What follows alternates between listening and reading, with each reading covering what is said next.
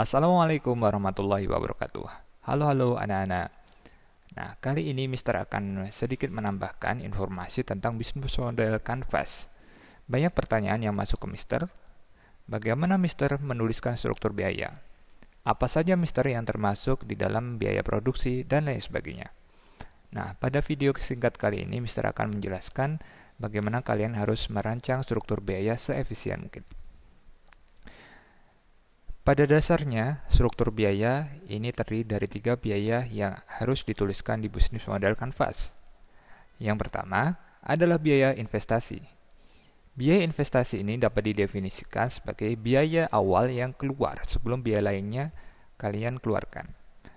Contoh adalah sebagai modal pertama kalian adalah 10 juta rupiah akan kalian belikan untuk membeli alat-alat kebutuhan yang memang menunjang bisnis kalian. Dan ini akan dipakai berulang kali, artinya tidak akan habis sekali pakai. Contoh lainnya ketika memang uangnya cukup, digunakan untuk membeli lahan usaha ataupun lahan yang kalian investasikan sebagai modal awal. Namun, alternatif lainnya kalian bisa menyewa, yang nanti akan keluar di biaya tetap.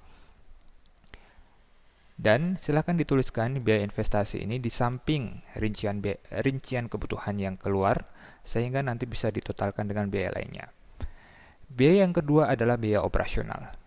Pada prinsipnya, biaya operasional ini dimaksudkan sebagai biaya yang dibebankan karena operasional sehari-hari dari bisnis yang dijalankan. Biaya operasional meliputi biaya bahan baku, misalnya kalian ingin membuat sebuah produk berupa baju, artinya ada kain ataupun bahan-bahan lainnya yang menjadi bahan dasar. Ini termasuk ke dalam biaya operasional. Sebutkan jumlahnya beserta total yang nanti akan kalian butuhkan di biaya operasional ini. Listrik, air, transportasi, dan juga komunikasi juga termasuk ke dalam biaya operasional, karena besar sedikitnya volume akan mempengaruhi dengan hasil akhir biaya operasional yang kalian hitungkan nanti. Dan yang terakhir adalah biaya iklan.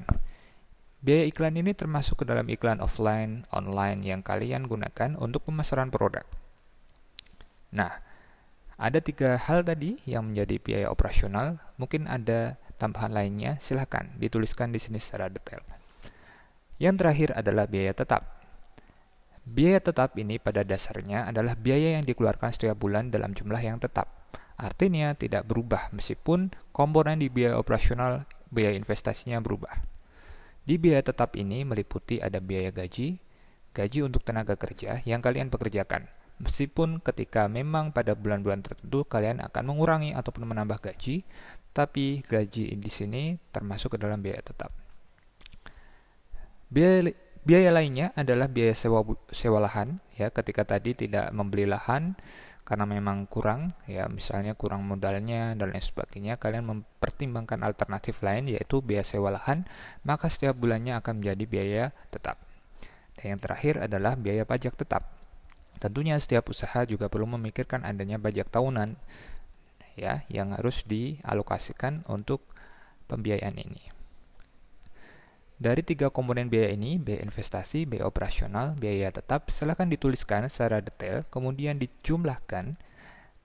Ya, usahakan tidak melebihi 10 juta agar tidak terjadi defisit anggaran.